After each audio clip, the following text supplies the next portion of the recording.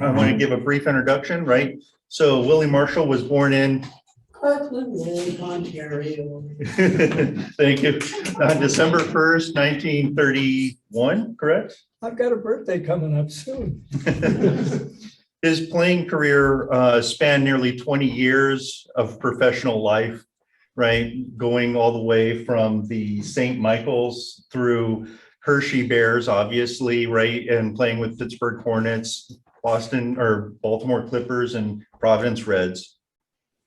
He leads the AHL in both points, goals scored, assists, games played, And hat tricks. and hat tricks.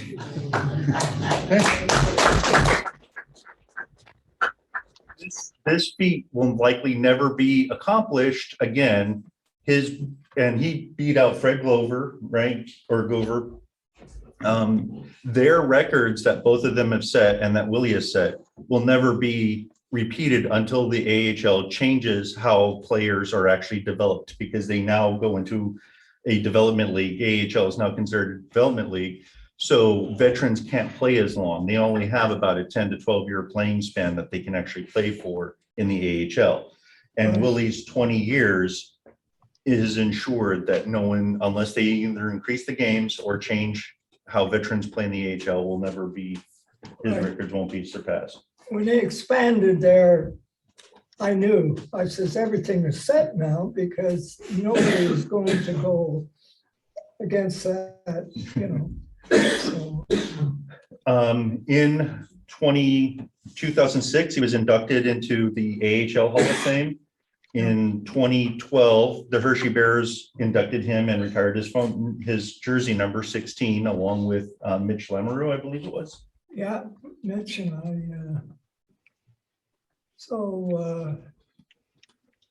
it was great to play with a lot of these players.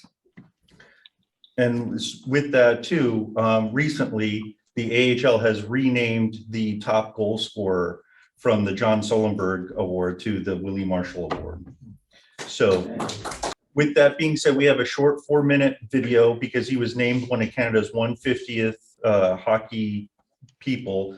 I apologize. One of the things that when I was trying to research your story a little bit, because as we found out, right, I'm more focused on World War I. So when this opportunity actually presented myself, I had to go back and dig a little bit. And one thing I thought happened was you actually in the Stanley Cup playoffs. No worries. So one of the things that I thought was that you actually got your nickname, the Whip, in St. Michael's, but you corrected me on that. The Pittsburgh Post-Gazette named me the Whip.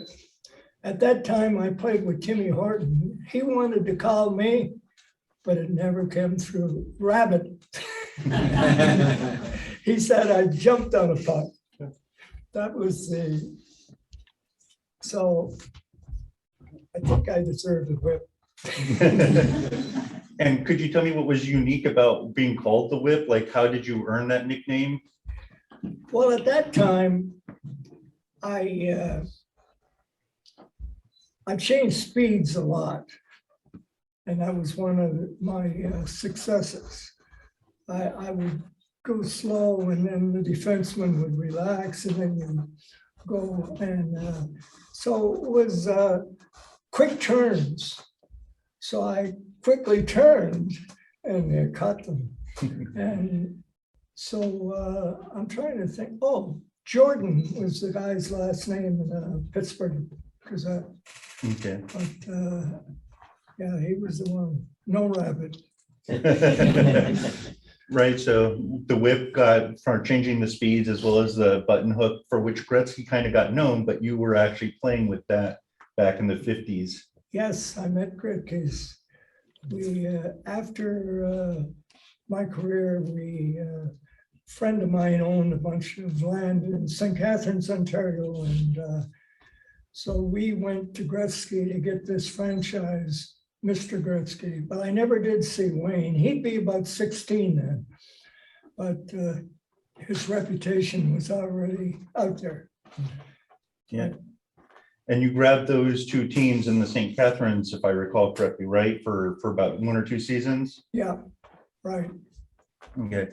And then also throughout your career, you also told me about the exhibition games between the AHL and the NHL and how you even faced off against Jack Pont once or twice. I got my first hat trick and no mask, Jacques Pont. I got the pictures. So, yeah, So, Jacques right. and some of the story in your book talks about kind of your struggles in Province Reds, but then you reclaimed honor, you reclaimed your game back in Baltimore. Right. Well, you get complacent, you know, you play all these years. And if you don't have just the right players, I love the wingers. They made me. I mean, I could pass them, but they got to put it in or be part of a goal. So I was fortunate to have great players, and one of my better ones was Dunk Fisher. I don't know if you remember that name, but he was a real, he suited my style. He stayed on his wing. When he broke, I could see it in the puck. It was some, like, where you have success is they can figure you out as well as you figure them out. So I enjoyed his right wing. Now, an interesting little fact that's actually in the SIHR database that I noticed wasn't necessarily in your book was that in 1967, you delivered Christmas gifts to some of the children in Baltimore and potentially broke your ankle or sprained it. Right. I thought that would escape, but no. But yeah, you know, somebody asked me, you know, these people need gifts. And I said, oh, okay. And you know, Baltimore don't get that much ice. Huh? So I went skipping down there and I slipped and bang, I was out for a little while. Now, one of the other interesting things, right, you talked about some of your favorite players and favorite linesmen that you played with. Who was also the most difficult player you faced? Johnny Bauer. Johnny, he was a goalie. He played about 10, 11, 12 years in the American League. Then he went to the National, and he was top goalie. Then he went to the National League and he's top goalie there for another 8, 9 years. Yeah, Johnny was a very humble guy, and but he had it. And when I got a breakaway, it was a 50-50. With him, it was a 50-50. He studied the players. Now, as we heard in the 150 video, as well as some other sources, have talked about how you were the greatest player never to make it in the NHL, and direct result of Conn Smythe. But you were called up for a couple of games here and there. Where did you actually spend most of your time? On the bench. Because Smythe said, no way he's going to see light. He's not going to build me up when he said that. But yeah, and to get back to I wanted to express, I played against the Montreal Canadiens. We were finishing training camp. And then the league was going to start the next couple of days. So we had a 2-game series against Montreal Canadiens. And I have the write-ups. So I scored 4 goals in those 2 games. And I got a hat trick against them. We beat them 5-2. And it wasn't like you were told. The American League was on a par, I feel, with the National League. And only for Smythe and a few of these people, it should have joined when the split. They should have put the American League back as a division, you know, of the National League. No way. So it's grievances, and but what are you going to do? So kind of continuing on past your career a little bit, right? After Baltimore, you decided to return back to Hershey, right? Right. Could you explain a little bit about your decision to move back here to the Hershey area? Well, a big decision was my wife was from there, around there. And you know, with a wife, you know. So that's why I come back here. And unfortunately, my wife passed away about 11 years ago. And but I liked Hershey. It was smaller, and there wasn't the big city stuff. So that's the reason I came back. And on top of that too, post-career, you started to become a poet. I'll tell you, I wish I'd have brought my poem book. Did you get one? Yes, I did. I thought you did. I'm a Christian. I guess some of you know that. And I'm not, I believe in everybody make their own mind up, but you got to see the facts. Why did I become a Christian? One reason. There's over 1,300 prophecies that have all come true. There's no failures. I mean, it's amazing. And you tell people, and they say, yeah, sure. But check it out. See, I checked it out, and boy, I was shocked to think of it. There's over 1,000, and they say 1/3 of the Bible, King James Bible, because it hasn't been fooled around with. And it is amazing. For instance, we're in the era now of the chip and all this. There's a scripture in Revelation 13, right at the end. It says, people will be forced to take the mark, or they can't buy or sell. Now that's written 1,900 years before. 1,900 years by John. And here we are, and we're waiting for the mark now, the real one, not. So it is amazing. I could tell you prophecies that you got to have solid proof to believe what you believe. So, and then kind of going back a little bit too, some of your post accolades, right? One of the impressive things you showed me was an article from the Hockey News comparing you with Wayne Gretzky. Right, yeah. Well, obviously Wayne was by far better than me, but I was the best of the left. Leftover. But it was an era where he just dominated. He had it, you know, just got it. And I never met Wayne himself, but as I said, I met his father, and he's a very nice gentleman. And with the other recent accolades of the AHL Hall of Fame, the Hershey Bears Hall of Fame, retiring of your number, and renaming of the top goal scorer in your honor, do you have any thoughts, or, you know, are you pretty happy about that?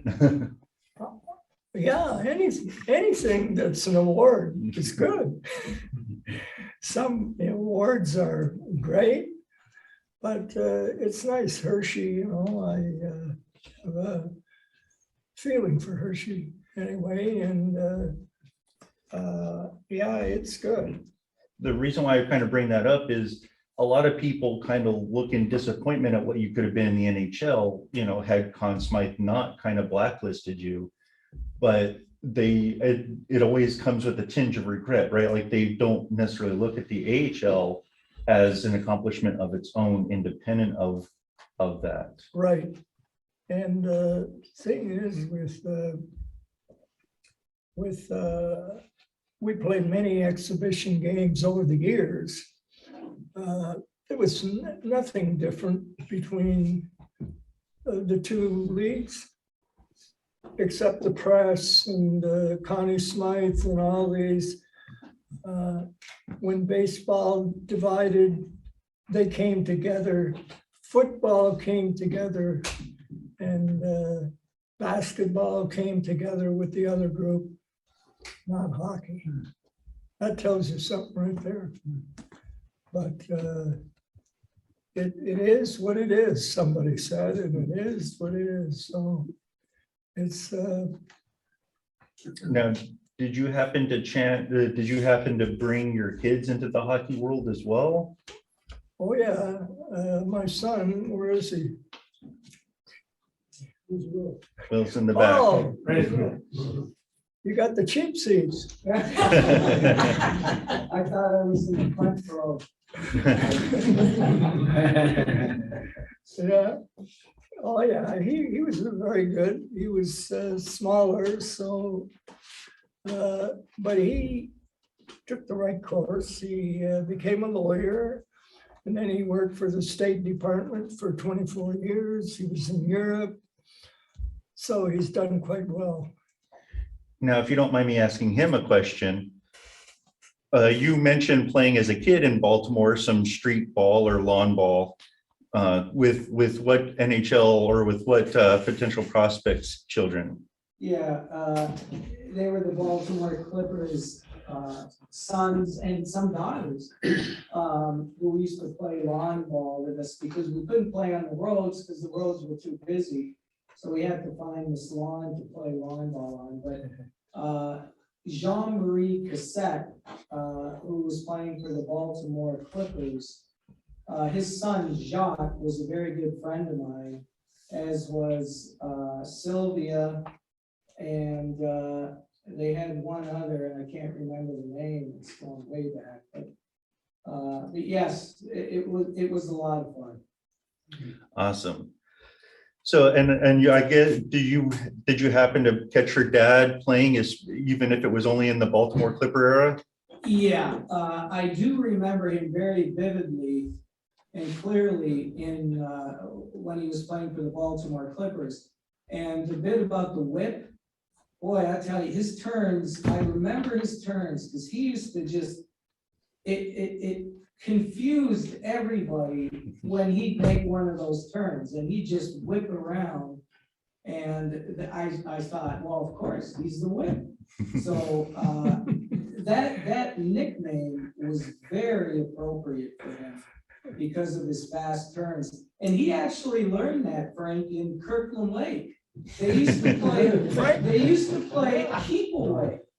And he said that it was a game where you got the puck and you kept it away from everybody else. Well, he had to learn to do those fast turns.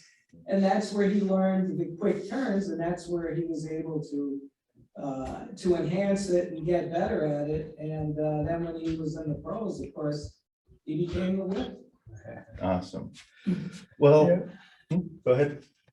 Pardon? Go ahead. Well, you know, any nickname, you're doing well, any nickname. And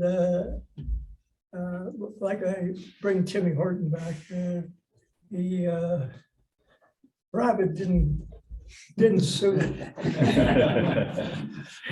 But it was, you know, when things are going good, everybody's happy, but when things take a turn, that's when you see a person is real self. So I try to be my real self. I'm not a comedian, I'm an ex-hockey player. Awesome. Well, is there really anything, or sorry, that came out kind of wrong. Is there anything else you'd like to say before I open up for questions, either from the audience or from the Zoom?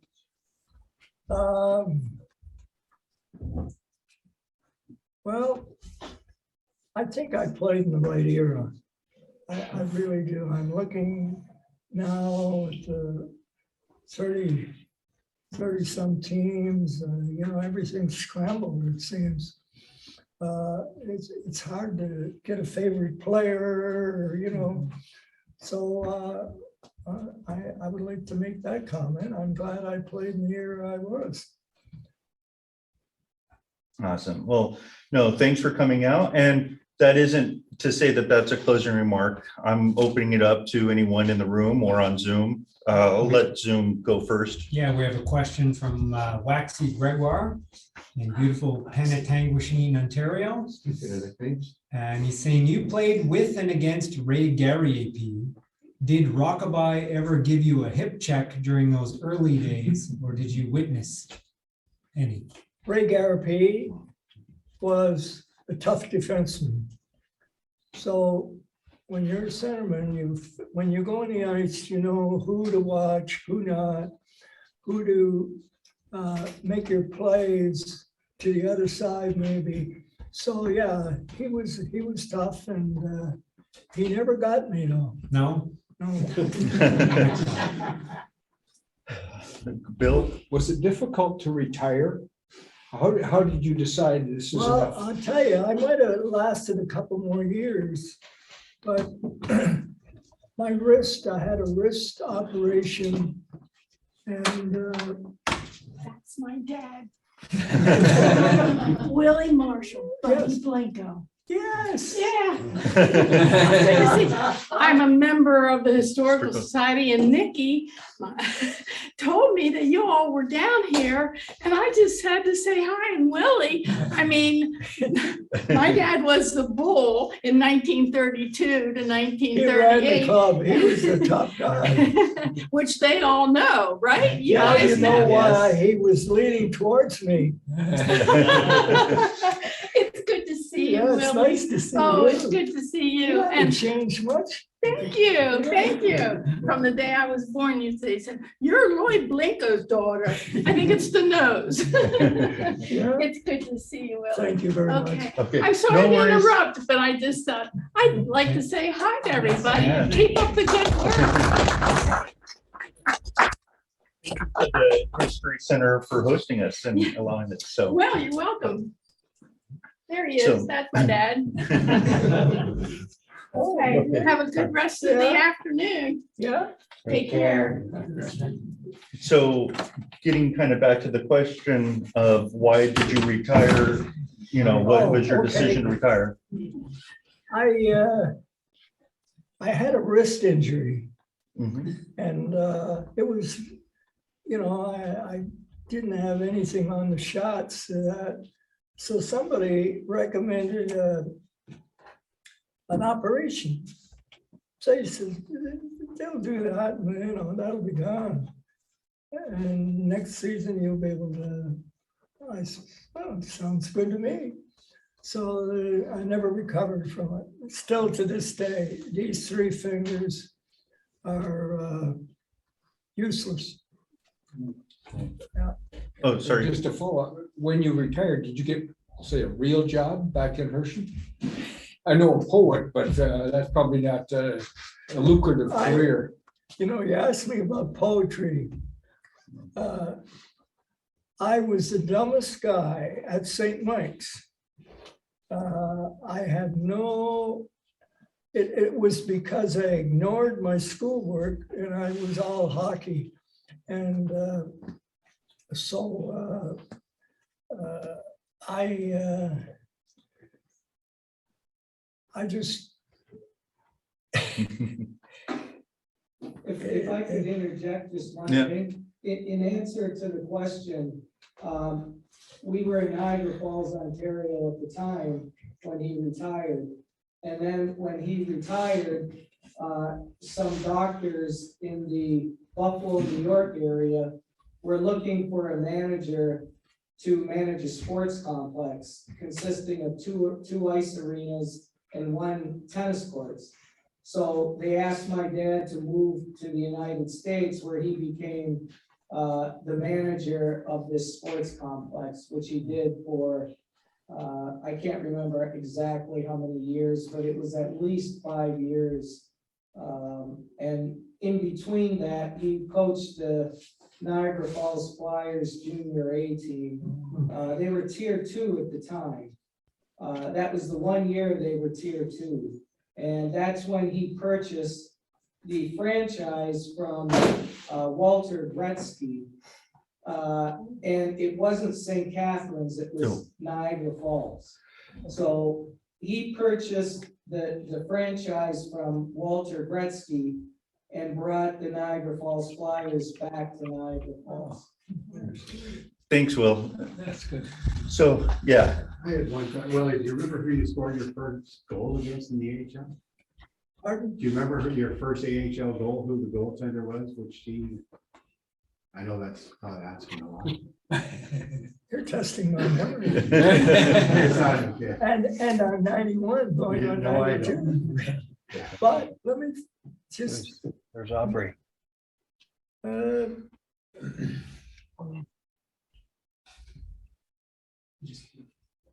I know I scored my first hat trick. Yeah. Against Jack Plante, John, yeah. There you go. and he didn't wear a mask. He did not wear I got the pictures. He did not wear a mask. Hey, James, is there another? I'll prioritize our online attendees a little bit here. So there's two. This one you might not know the answer to. So Michael Frank is asking if there's any film of your one goal with as a Toronto Maple Leaf. Any idea if there's any video footage of that? I think there is. Yeah. But you don't have any. I guess. No, I don't have it. Yeah. And then we have another question from Aubrey. Slides probably wouldn't allow it. Yeah, you're right. Yeah. He ordered all copies destroyed, I think. You know a guy. Yeah, we know a guy. Yeah. Also, can you talk about some of the other AHL greats such as Fred Glover and Zelio Tapazzini? What do you think kept them out of the NHL? Were they blackballed as well? I guess. Freddie Tapazzini and Glover. He went out on the ice with a grudge. He worked himself up, and he was as good as the player he was. He was just as tough, and he was looking for,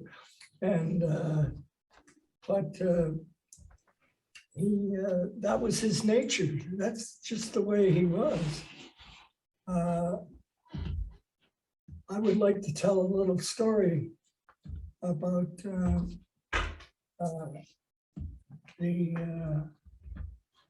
I think it was the Cleveland Barons.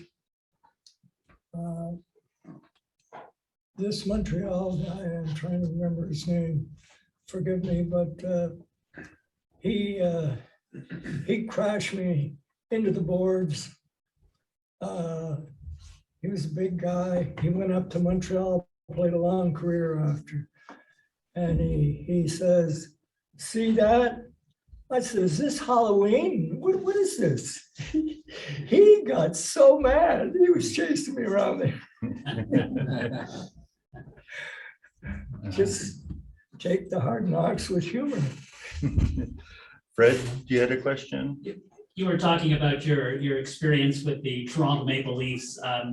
Really, what the Smythes and what the coaches thought about you was something you couldn't control. But were there any players on those teams? They could see quality when they saw it. Did anyone like Peter Kennedy or any of the Leafs that you played with?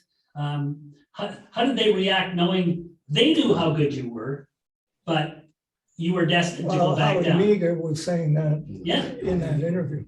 But, I can't speak to them, but they knew they're not going to build me up with Connie Smythe around.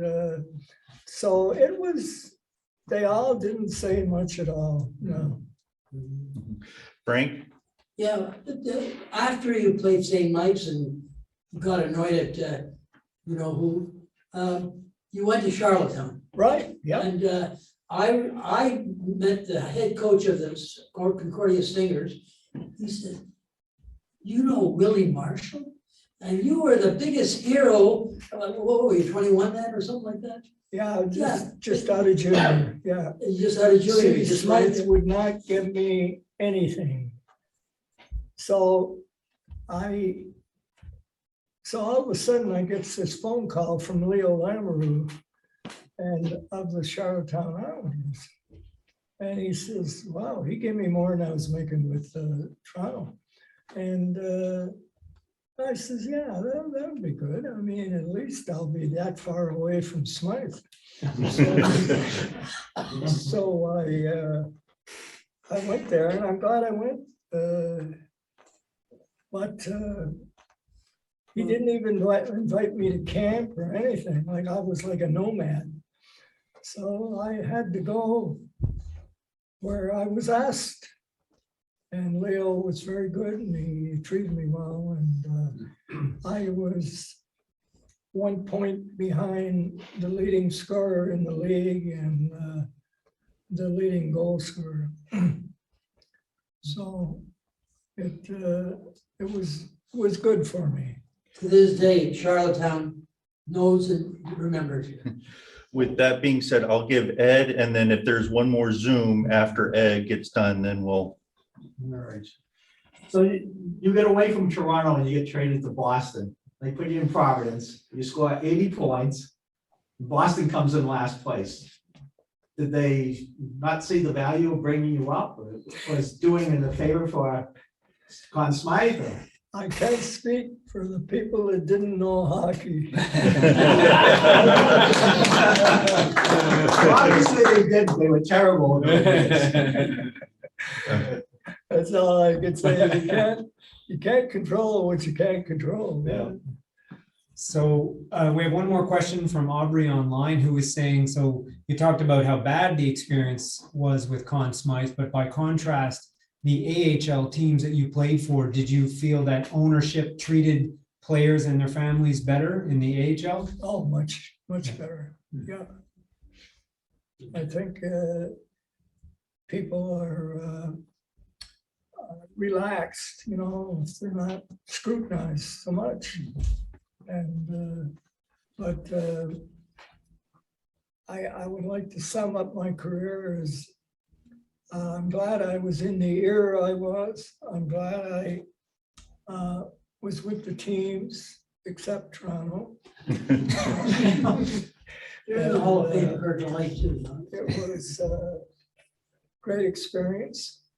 And by the way, Curtin Lake has 40 to 50 NHL players that made it through in my era time. Yeah, Frank and It was. He was their paper boy, every single one. I just want to tell you how they produce so many players. All the schools had an open air rink. Yeah. And kids could go out and skate, and so I lived near one of these, and I used to go out all by myself and just skate around and do what I want. So they encouraged with all these rinks from these schools, and it was a big reason why so many players come out of there. Willie, I want to thank you personally for coming out here, for being willing to speak to us. Your accomplishments are amazing and your records will live for a very long time, if not forever.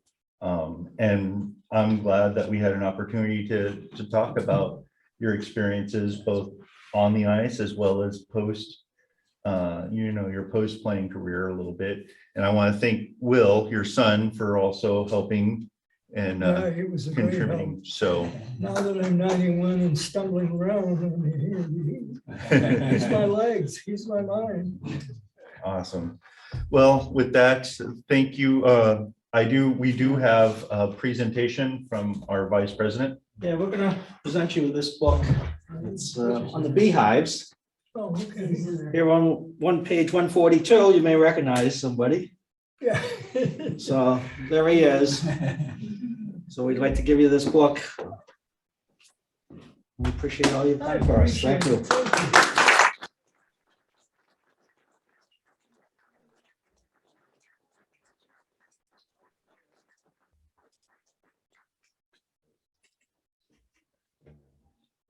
Maybe you can show the book.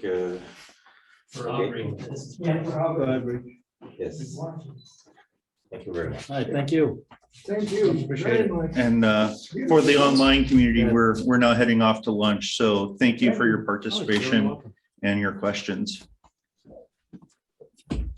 Thank you very much. How do Nice you, to how do see you attribute your long life, Willie, is, how do you, what is secret to living to 91?